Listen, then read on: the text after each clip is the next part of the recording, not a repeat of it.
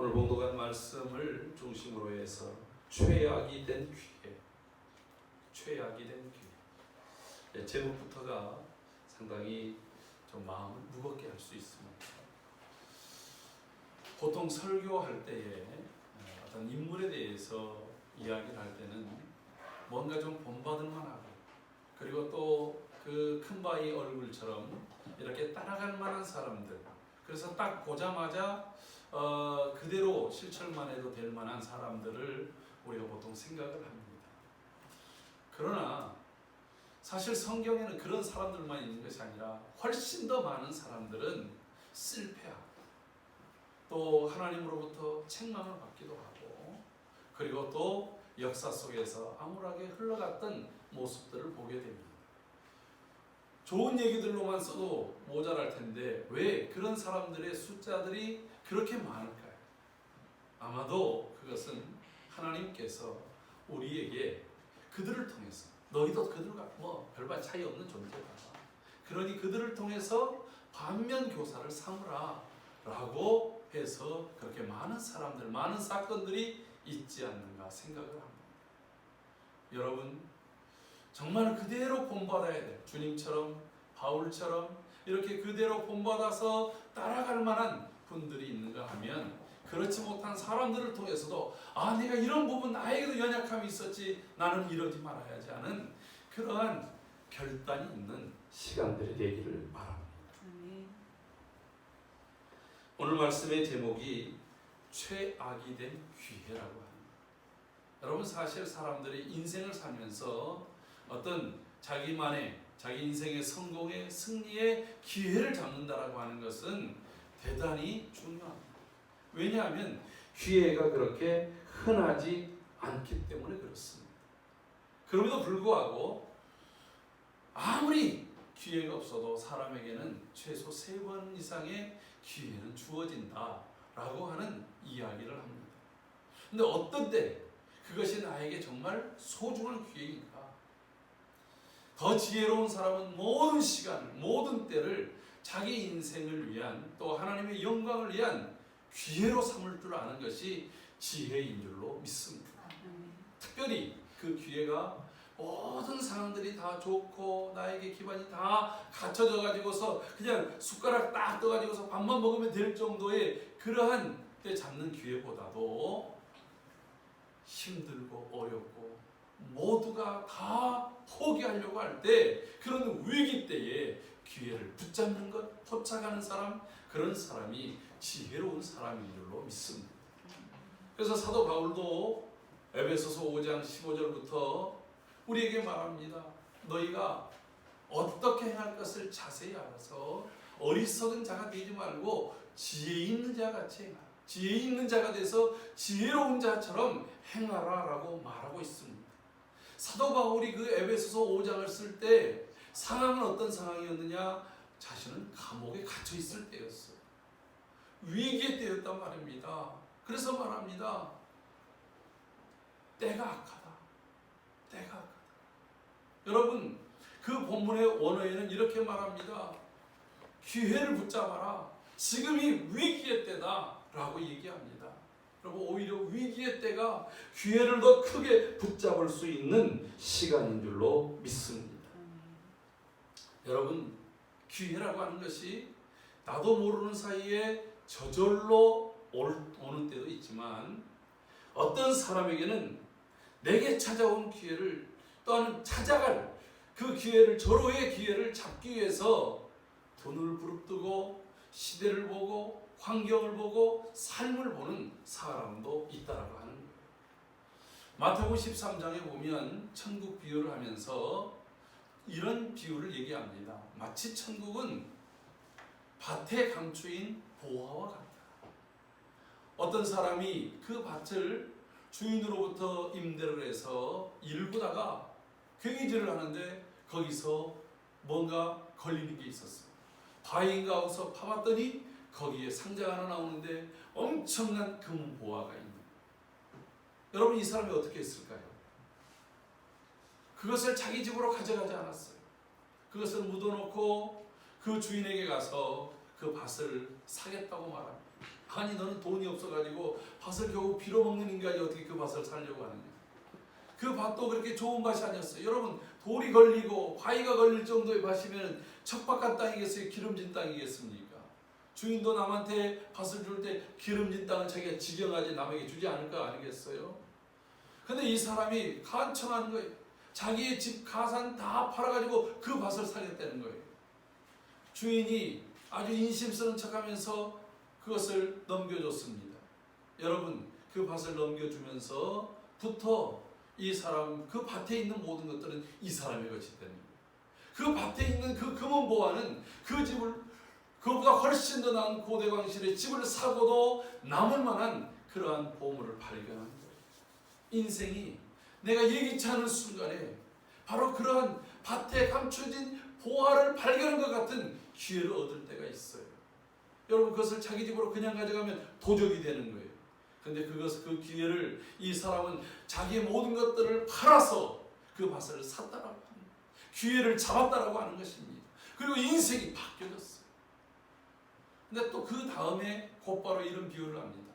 또 한 사람, 천국은 마치 값진 진주를 찾는 장사와 같으니 상인과 같다라고 하는 거예요. 여기에 천국의 비유는 값진 진주가 아니라 이 장사꾼이라는 거예요. 여러분 이 사람은 가장 가치 있는 것을 찾아서 다닙니다. 진주를 찾아다닙니다. 그 전에도 좋은 진주들, 값비싼 진주들이 많이 있는데 정말 다른 사람들은 발견하지 못한 그런 진주를 발견한 거예요. 값어치를 아는 사람이에요. 이 사람이 어떻게 합니까? 자기가 가지고 있는 모든 것들을 팔아서 정말 가치 있다라고 여기는 바로 거기에 올인했다라고 하는 거예요.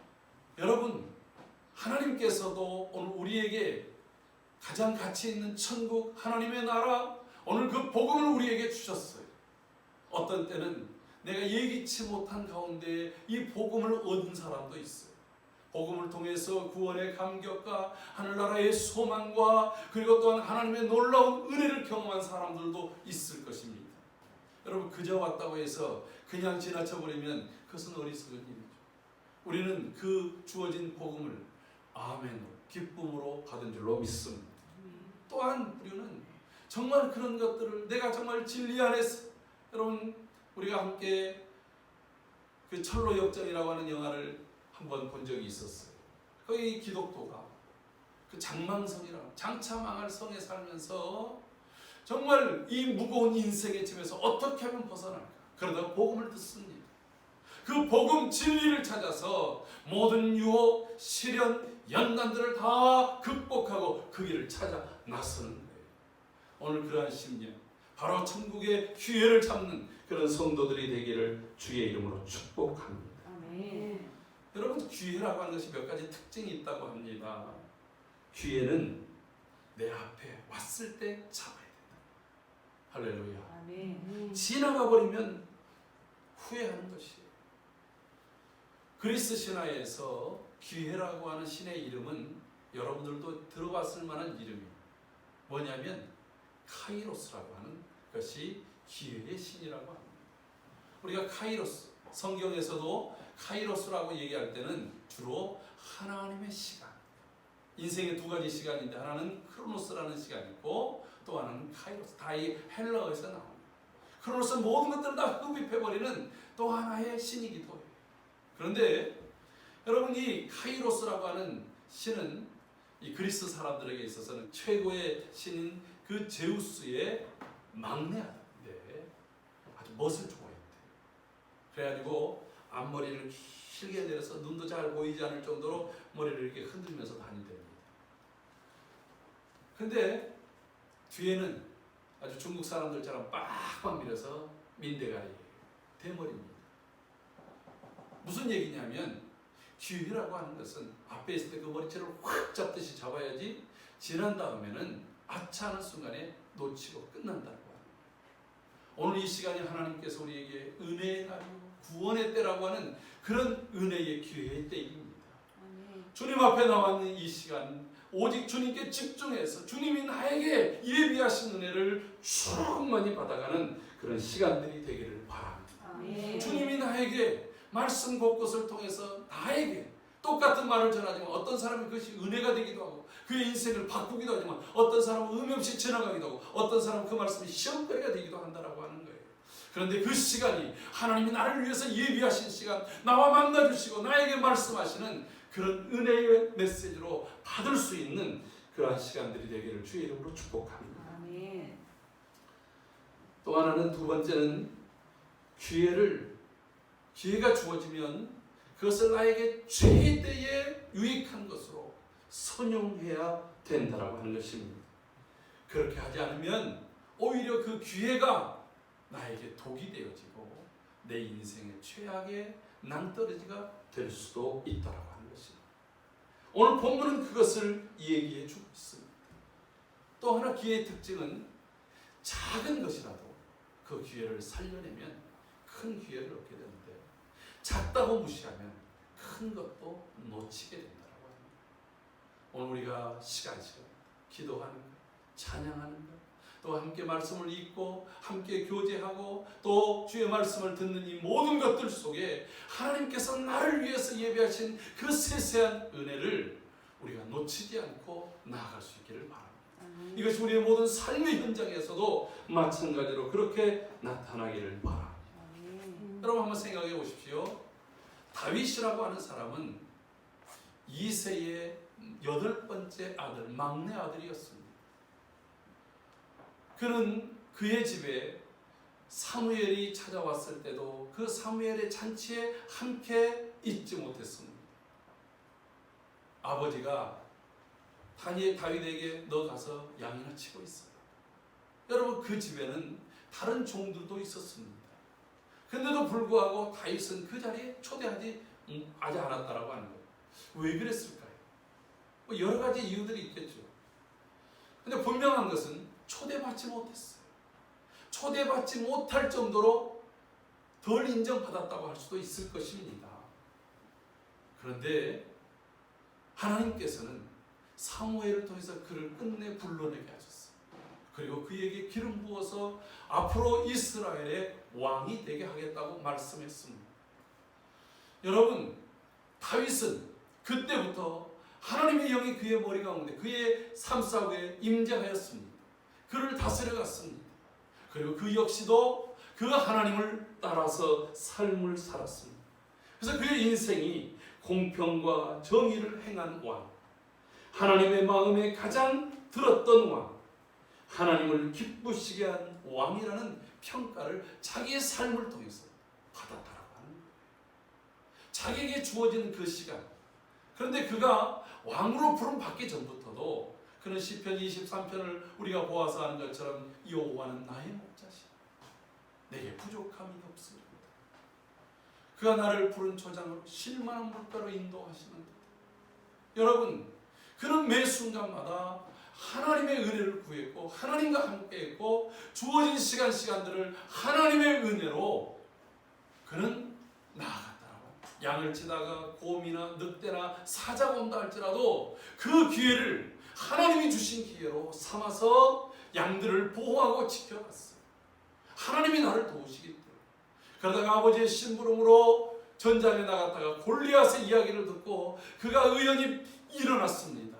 형들이 그에게 교만하다고 삿대질합니다. 사울왕이 너는 키가 작고 몸이 가늘어서 안 된다고 말을 합니다. 그 누구도 그가 골리앗과 싸워서 이기리라고는 전혀 기대도 걸지 않았습니다. 그러나 그 시간 그는 그 위기를 그의 인생의 최고의 기회로 삼았던 것입니다. 할렐루야. 그가 기회로 삼았던 것은 내 인생의 야망을 위한 기회가 아니라 그가 저 앞에 있는 골리앗이 만군의 여호와의 이름을 모독할 때에 그 만군의 이름을 위한 기회로 삼았다라고 하는 거예요. 너는 칼과 한창으로 나오지만 나는 내가 모욕하는 만군의 여호와의 이름으로 나아간다. 그가 가지고 있었던 것은 물맷돌 5개밖에 없었습니다. 그 중에서 하나를 꺼내서 그를 향해서 달려가며 내던졌습니다. 여러분 그 물맷돌이 날아가서 골리앗의 이마에 박혔다라고 하는 거예요. 단 한 방에 그 거구가 넘어지고 말았어요. 여러분 골리앗의 키가 얼마나 된 줄 아십니까? 무려 성경에 보니까 6척하고 한 뼘이라고 그랬어요. 여러분 1척이 45cm에서 50cm. 45cm만 하더라도 여러분 이 골리앗의 키가 이 한 뼘하고 하면 최소 290 정도 이상이 되는 거예요. 어마어마한 거구입니다. 보통 사람들, 웬만한 사람들 2배만한 크기 아닙니까? 온몸이 철갑으로 가득 차 있었습니다. 그에게는 온갖 무기들이 다 있었습니다. 그런데 그 물맷돌 돌 하나에 그냥 넘어지고 말았어요. 여러분 다윗은 그것을 통해서 기회를 얻었습니다. 모든 이스라엘 사람들 저 베들레헴 시골에 그것도 맨 막내 아들로서 전혀 이름도 없고 빛도 없었던 그가 이스라엘 역사의 전면에 나서게 됩니다.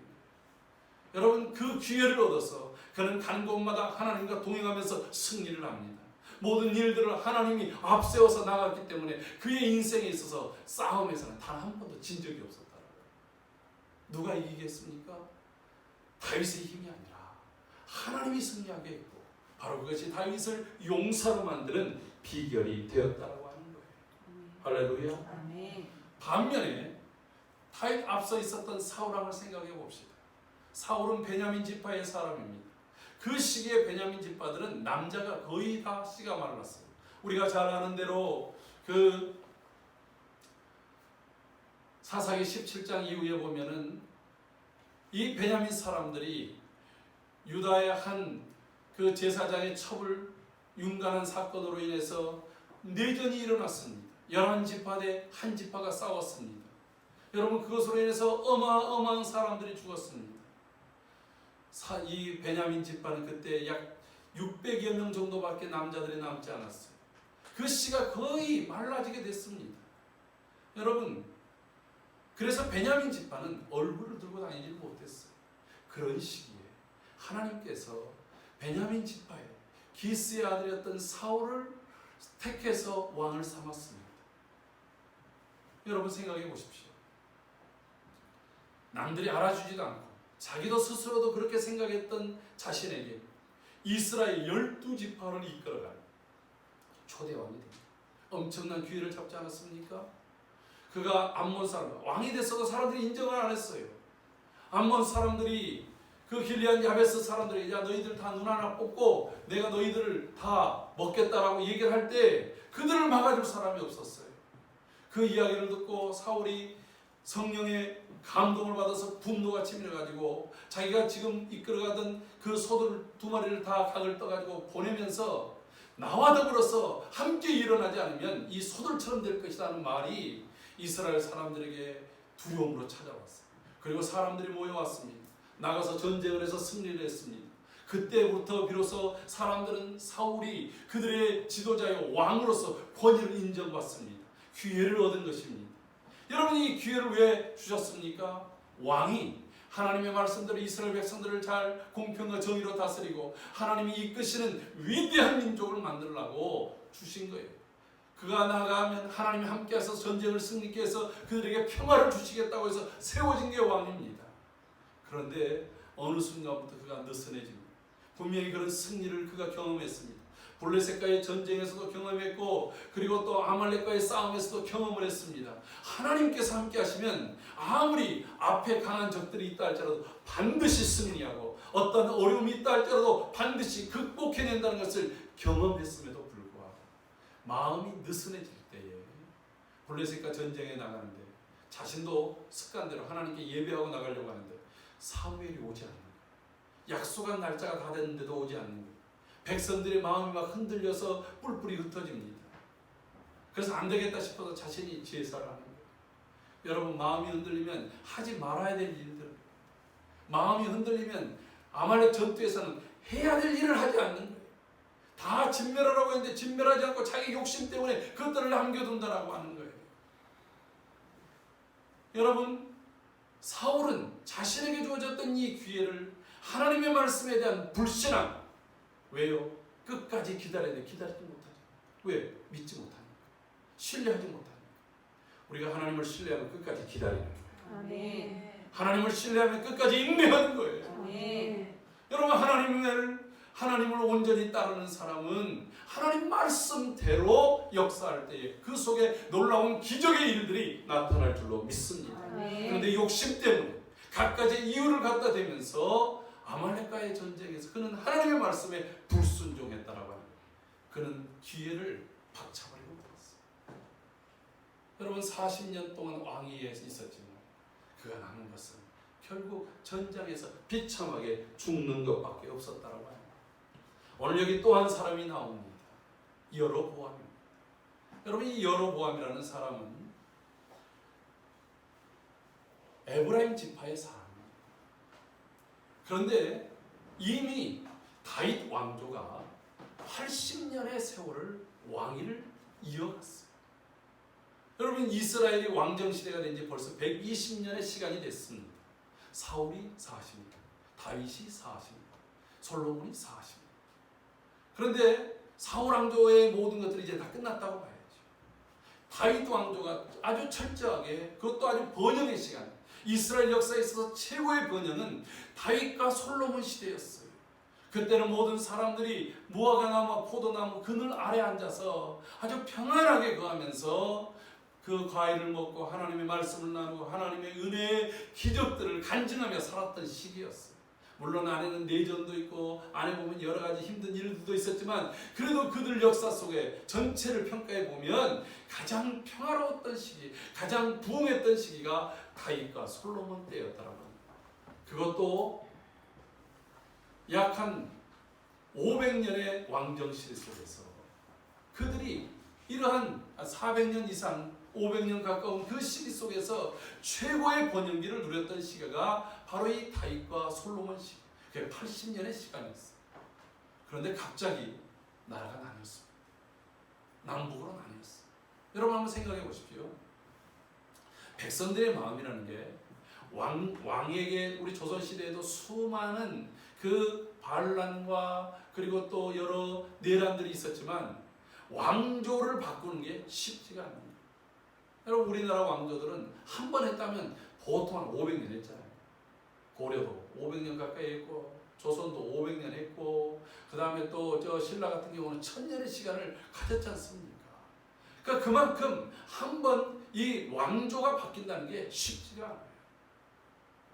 더더군다나 다윗과 솔로몬 같이 탄탄한 그런 왕조를 누렸던 사람 백성들이 갑자기 유혈 충돌도 아니고 무혈 가운데 그냥 나라가 반대로 뚝 잘린다는 게 쉽겠습니까? 더더군다나 여로보암이 얻은 부족은 10지파예요. 10지파라고 하는 것은 무려 여로보암이 거의 대부분의 지역을 다 차지했고 그리고 국민 대부분을 자신이 한 80 이상 %의 국민들이 자기를 지지해서 왕을 삼았다는 것. 엄청난 기회를 얻은 것입니다. 그리고 이미 이 일은 솔로몬이 타락하게 됐을 때 하나님께서 이 여로보암에게 선지자를 보내서 말씀했어요.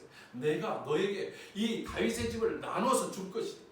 네가 만약에 나의 말을 잘 듣고 지키면 너의 집이 영원히 이어지게 하겠다. 여러분 하나님께서 남북 이스라엘을 갈르신 이유가 무엇입니까? 단순히 솔로몬에 대한 심판을 위한 그러한 분열입니까? 그것만 한다면 반절만 하는 거예요. 남북 유다와 이스라엘을 나누신 이유는 분명히 첫째는 솔로몬의 범죄에 대한 심판으로서 분리했어요. 그러나 더 중요한 것은 이것을 통해서 누구라도 하나님께서는 이렇게 나누실 수 있다. 그러나 누구라도 하나님의 말씀에 그 뜻을 좇아서 순종하면 그를 끝까지 책임지시겠다라고 하는 하나님의 언약이 그 가운데 담겨 있는 거예요. 그래서 여로보암이나 르호보암이나 둘 다 이 남북 이스라엘이 함께 합심해서 해야 될 것은 경쟁적으로 이제 내가 하나님만을 섬겨야지, 하나님만을 의지해야지, 하나님 말씀이 우리 왕조의 모든 법의 기초요 통치의 기반이라고 하는 사실을 그들이 인식하고 살아가면 되는 거예요. 그럼 하나님께서 남유다나 북이스라엘 모두를 축복하셨을 것입니다. 실제적으로 남유다가 그렇게 살 때 하나님께서는 비록 작은 땅, 얼마 되지 않은 소수의 사람들이지만 하나님께서 그들을 축복하셔서 주변 나라들을 오히려 부러워하게 하고 주변 나라에게 조공을 받게 하고 주변 나라들로부터 칭송을 받게 하는 그러한 시기들도 있었어요. 그러나 그들이 하나님의 말씀을 떠났을 때는 그들 모두에게 남유다든지 북이스라엘인지 주변국들에 의해서 치이고 얻어맞고 온갖 시련과 고난을 당하게 했다라고 하는 거예요. 그렇다고 하면 여로보암도 그런 마음 자세로 자기의 왕권을 가지고 있었어야 될 것입니다. 또 오늘 본문 속에 보면 안타까운 이 여로보암이 세 가지의 범죄를 하고 맙니다. 그리고 이것은 북이스라엘이 약 한 230년의 통치 속에서 쭉 이어져가는 악의 모델이 되었고, 그리고 모든 그 이스라엘 왕들을 악한 왕이라고 평가할 때는 여로보암의 뒤를 따랐다 이렇게 말을 하고 있어요. 여로보암의 길을 걸었다라고 하는 거예요. 그래서 왕의 기준은 다윗의 길을 걸 것이냐 여로보암의 길을 걸 것이냐 라고 하는 것으로 선한 왕이냐 악한 왕이냐의 구분점이 됐다라고 합니다. 여러분, 여로보암은 어떤 왕을 행했을까요? 오늘 본문에서 세 가지 이야기를 합니다. 첫 번째는 맨 북쪽 단과 그리고 이제 북이스라엘 남방에 있는 베델에다가 두 마리의 금송아지를 만들어서 거기다가 제단을 만듭니다. 그리고 백성들에게 말합니다. 이스라엘아, 이제는 더 이상 너희가 제사를 행하러 예루살렘에 있는 성전에 갈 필요가 없다. 이제 이들이 너희를 구원하고 너희들을 인도한 우리의 신이 여기다가 제사를 하고서 우상을 떡하니 만들었어. 사람들이 화려하게 빛나는 그 우상 앞에 왕이 명령하니까 또 미련하게 따라가는 거예요. 일부의 사람들은 그 얘기를 듣고 저항합니다. 그 대표적인 사람들이 레이지파 사람들이었습니다. 왕이요, 무슨 이런 망령된 일을 행합니까? 오직 하나님은 예루살렘 성전에서 제사라고 하지 않았습니까? 우리를 구원하신 분은 오직 여호와 하나님이시지 않습니까? 그러니까 이 여로보암이 이 제사장들과 추방해버렸어요. 야, 하기 싫으면 간도. 그러니까 이 사람들이 일부 따르는 백성들과 더불어서 이제 예루살렘 유다로 넘어오고 말았어요. 그러니까 그 다음에는 여로보암이 레위 지파가 아닌 일반 백성들 중에서라도 야, 너희들 중에서 제사장 역할 하고 싶은 사람 있으면 나와. 그래가지고 사람들이 거기에 나오니까 그 사람들을 제사장으로 임명을 했어요. 여러분, 제사장은 하나님께서 레위 지파를 12지파 가운데 특별히 구별해서 그들로 하여금 기업을 주지 않고 오직 하나님만을 섬기고 백성들이 내는 11조를 가지고 그들의 삶을 영유하면서 하나님만을 섬기고 그 백성들이 오직 의와 진리 안에 있도록 하는 역할을 하는 것이 바로 제사장들의 역할이었어요. 그게 레위 사람들이었어요. 그래서 레위 사람들을 특별하게 구별했던 것입니다. 그런데 이제 여로보암 때 와서 레위인이 아닌 일반 사람들조차도 성과 속이 구별됨이 없이 다 흩어뜨리고 말았다고 합니다. 그리고 이제 세 번째는 8월 15일 그날을 절기의 날로 삼습니다. 여러분, 8월 15일이 어떤 날입니까? 우리나라는 광복절이지만 이 사람들에게 있어서는 7월 15일 날부터 초막절이 시작입니다. 하나님께서 1월 14일부터 6월절 그리고 그걸로부터 50일이 지난 다음에 또 오순절 그리고 7월 10일 날 대속죄일을 끝나고 7월 15일부터 그들은 초막절에 들어갑니다. 1년의 모든 것들을 다 창고에다 넣어놓고 이 모든 것들을 주신 분이 하나님이십니다 고백하며 인생의 절기를 1년의 절기를 맞춰가는 거예요. 그런데 비슷한 시기에 그거보다 그때 한참 바쁠 때인데 그 바쁜 것을 지나서 이제 절기를 만들어 놓은 것입니다. 그리고 나서 마치 모습은 그 유다에 있는 모든 절기처럼 행하고 있지만 전혀 하나님께서 주신 의도와 하나님이 주신 말씀을 빗나가는 일들을 행했다라고 합니다. 왜? 자기 마음. 오늘 여기 성경에 보면 마음이라는 말이 3번이나 나와요. 마음에 이르기를 백성들의 마음이 다 저 르호보암에게 가지 않을까? 그래서 자기 마음 가는 대로 이렇게 행했다라고 합니다. 여러분, 이것이 하나님 앞에 범죄가 돼서 여로보암의 집은 철저하게 하나님의 심판을 받게 돼요. 북이스라엘은 죄의 길로 급속적으로 갈 수밖에 없게 된다라고 하는 거예요. 무엇을 말하고 있습니까? 하나님께서 이 여로보암에게 왕이 되어지는 북이스라엘을 맡겨주신 기회는 그가 의로워서, 그가 정직해서, 그에게 특별한 것이 있어서가 아니었어요. 여러분, 보상이 아니었습니다. 하나님이 우리에게 주신 여러 가지 모든 시간들은 나의 의에 대한 보상이 아닌 것을 알아야 돼요. 하나님 우리에게 기회를 주신 것은 우리를 통해서 비록 연약하지만 하나님을 의지하고 하나님의 말씀을 순종해서 하나님의 의를 이루라고 하는 사명인 줄로 믿습니다. 아멘. 여러분, 왕의 사명이 무엇이에요? 앞서 얘기했던 것처럼 자신이 앞서 나가서 백성들을 위해서 싸워서 그 나라를 평화롭게 만드는 거예요.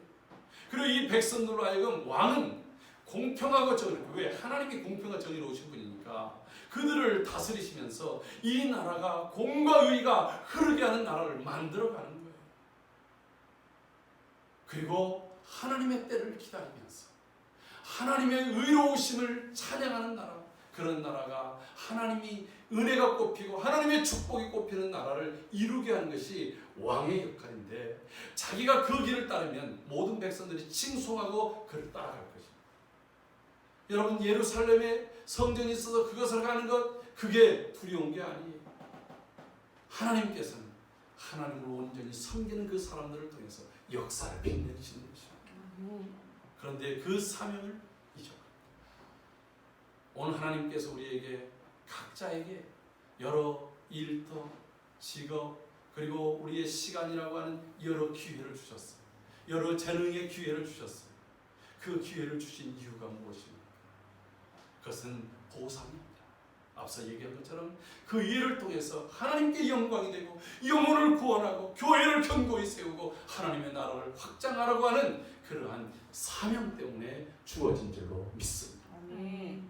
여러분, 우리의 마음에 혹시라도 이렇게 하면 내가 손해가 될까? 혹시 이렇게 하면 나에게 주어진 이 기회를 잃어버릴까 해서 여로보암처럼 자기의 마음 가는 것대로 행해서는 안 된다라고 생각합니다. 오직 하나님, 성전이 어디에 있든지 내가 하나님을 섬기는 그 자리가 하나님을 예배하는, 여러분, 베델이 왜 베델입니까? 원래 그 땅이 루스, 광야라고 하는 거예요. 아무것도 없는 광야예요. 그런데 여기도 하나님이 함께 하시는 거예요. 여러분이 하나님의 말씀을 쫓아서 순종해서 나가는 현장들마다 하나님이 함께하는 자리요, 하나님께서 여러분들을 예배를 받으시는 베델의 현장이 될 줄로 믿습니다. 아멘. 거기 금송아지가 있다고 해서 되는 게 아니에요. 거기에 뭔가 보여지고 그리고 사람들을 끌만한 매력적인 것이 있어서 되는 게 아닙니다. 자기 마음대로 세워진 리더가 있다고 되는 게 아닙니다. 내가 원하면 하고 원치 아니하면 하지 않는 그러한 절기가 아니라 하나님이 말씀하시는 대로, 하나님이 이끄시는 대로, 하나님이 뜻하시는 대로 그 사명을 부여잡고 나아갈 때에 하나님께서 복의 복을 더해 주실 줄로 믿습니다. 아멘. 여로보암은 기회를 최악으로 만들었어요. 독이 되게 만들었습니다. 그는 성배를 든 것이 아니라 독배를 들고 말았습니다. 그러나 보잘것없는 나의 것들이, 나에게 주어진 이 기회들이 하나님의 은혜를 쫓아서 사명으로 받고 순종하면 바로 이것이 영혼을 구원하고 치유하는 위대한 성배가 될 줄로 믿습니다. 여러분에게 주어진 이 시간이 하나님의 영광을 위한 위대한 기회가 되기를 주의 이름으로 축복합니다.